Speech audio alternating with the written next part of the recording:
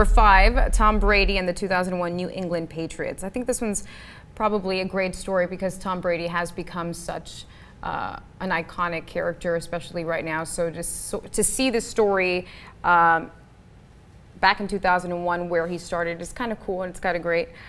Before the 2001 NFL season started, no one knew who Tom Brady was. I mean, absolutely. Can you even think of when? Do you remember when Tom Brady actually, like, his name first came out? Well, no, only because no one knew. No one knew. I mean, like, you knew who he was because he went to Michigan, but you didn't know that he would be this good. And I remember seeing the 30 for 30. I don't even know if it was a 30 for 30. It may have been just a segment on ESPN, and he said that he was so discouraged by getting picked so late, and the hours went by and the days went by, that he actually went out and took a walk, and that's when he got picked in the 6th round, 199th pick overall. And now, again, another great story, because as much as people hate him, why do people hate him? I don't understand why people hate him. I don't know. I think it's because he's got the model girlfriend. He's got the model girlfriend. Starting quarterback. He's too perfect. That's probably what it is. He might just be too perfect. Yeah. Everything has been. I mean, there's not a lot of what bad things can you say, but people still hate him.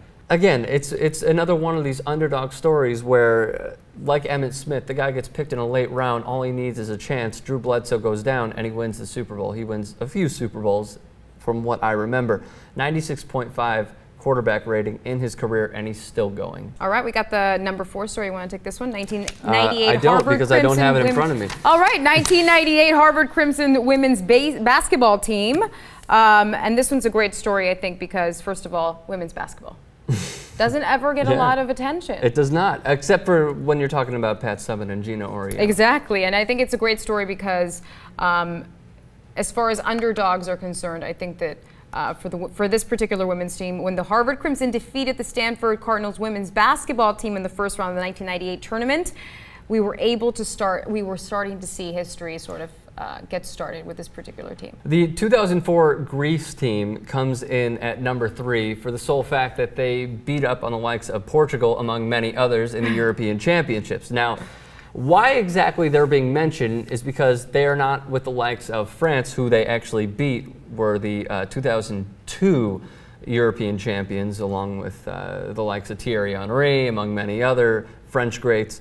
They beat up on them. They ended up winning the European Championships, a little-known team, not a little-known country. We know about Greece, but they were not expected at all to win the European Championships. So another great underdog story. All right, Buster Douglas, another boxing story here.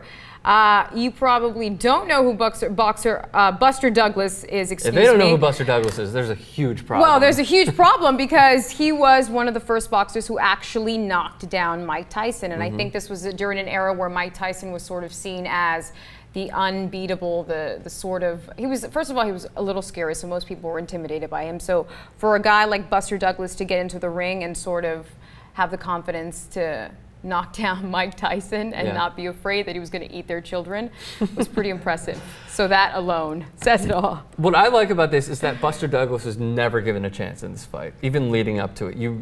I mean, I was doing research about this and reading the old school newspapers and what many writers wrote at that time. It was like they weren't taking bets on who would win. They were taking bets on how fast this guy would lose. How fast he would get knocked out. Would it be the first round? Would it be the 3rd round? You know, place your bets on that. Buster Douglas knocking out Mike Tyson, I thought would be number 1. But we have something else. It's not. The 1980 men's U.S. hockey team. Absolutely. I think this is a cool story too. The Miracle on Ice. One team, obviously many people saw Miracle, which was a fantastic movie.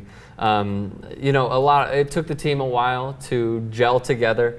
But again, if there is an underdog story, this could be it. I'm still not convinced that it's number 1. You're not? No, I thought Buster Douglas should have been number 1. I thought this should have been number 2. But overall, the Miracle on Ice team beating up on Soviet Russia shocked everyone and brought life to hockey in the United States. And going back and listening to the game on ABC, and I believe Al Michaels was calling that game. It makes you, I'm not trying to be all patriotic and everything, but it kind of makes you proud. It's also right around the Cold War, so I think it was not only epic because it was a huge accomplishment for the U.S. hockey team, but also almost a little bit of some politics going on there, which I think was kind of cool. Just the whole, everything combined, I think made it into the #1 story. Yeah, absolutely.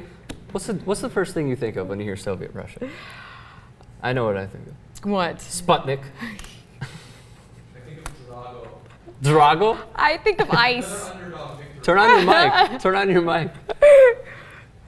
So I'm a little bit offended that first Drago being defeated by Rocky isn't on there. But most particularly the fact that the Little Giants defeating the Cowboys. Oh, how is that not on the list? Because we're not doing the best sports movie. Don't give me that fictional business. That was awesome. We're talking about reality here, John Idarola. Except Little Giants, by far one of the best sports movies of all time.